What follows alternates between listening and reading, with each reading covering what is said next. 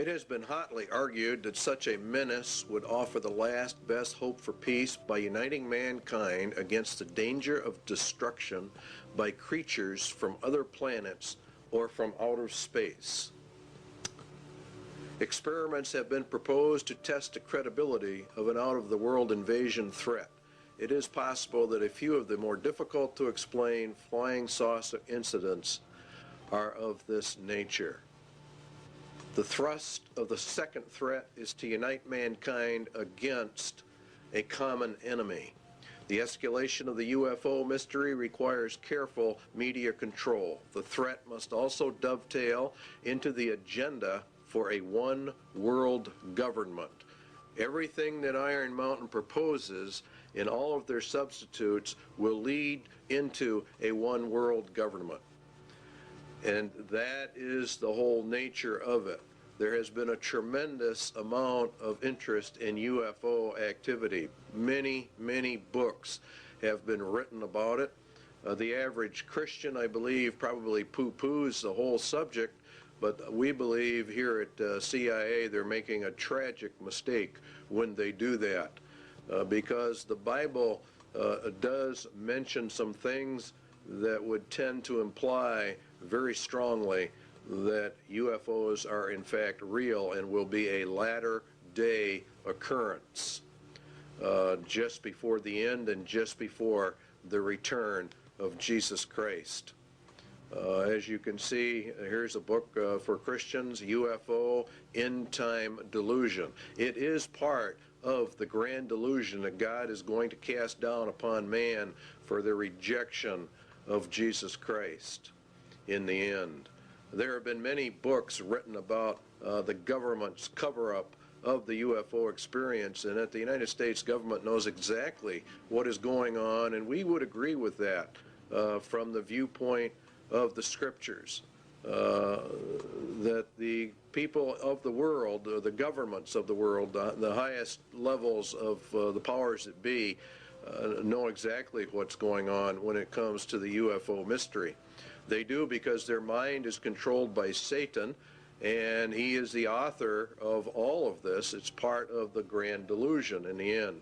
And there was war in heaven. Michael and his angels fought against the dragon, and the dragon fought and his angels, and prevailed not. Neither was their place found any more in heaven.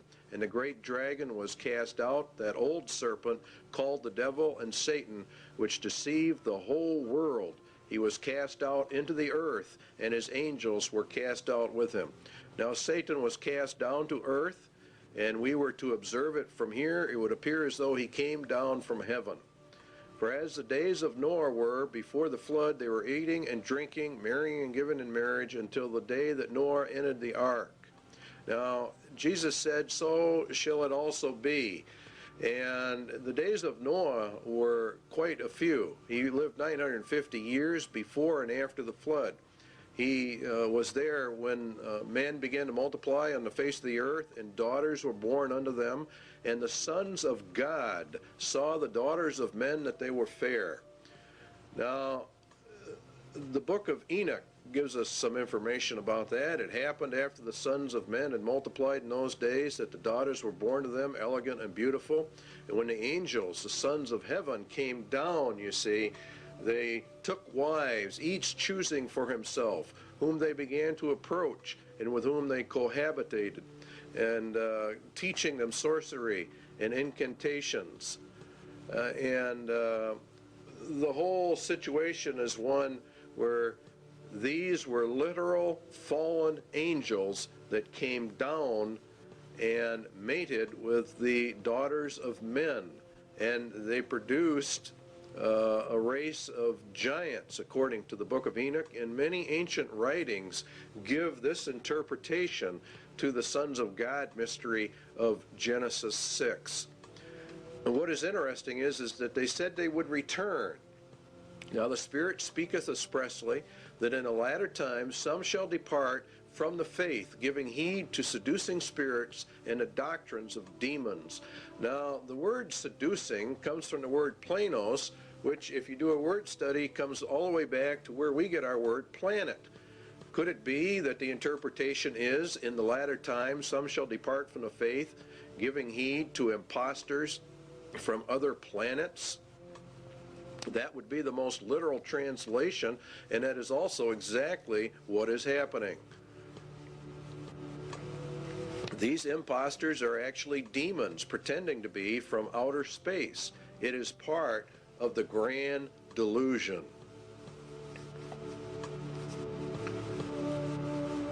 For this cause God shall send them strong delusion, that they should believe a lie, that they all might be damned who believed not the truth, but had pleasure in unrighteousness. They reject the concept of creation, even him whose coming is after the working of Satan with all power and signs and lying wonders. This would result in UFO contacts of the first, second, and third kind, as Satan sends his advance guard to prepare man for the grand delusion.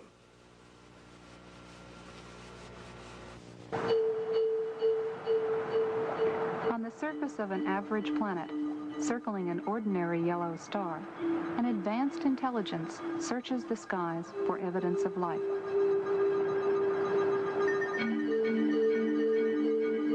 Directed by even higher intelligence, machines with brains of silicon patiently sift through faint shards of radio data for the unmistakable signal that will indicate the first sign of life beyond Earth. Now plans for the most sophisticated SETI search ever focus on the Goldstone Deep Space Communication Complex in California's Mojave Desert. It is the site of tests for a possible future NASA project, one not yet funded. The full-scale NASA system, when operational in the next decade, would be billions of times more powerful than the sum of all previous searches. For Carl Sagan, a proponent of SETI for many years, this technical progress has made the present unique. For the first time, we're mustering substantial, sophisticated, serious scientific searches for extraterrestrial intelligence. There's never been a time like that before. So there is some chance that in the next few decades we will get a signal from some spectacularly distant, spectacularly exotic civilization, and everything on Earth will, as a consequence, change. That is possible.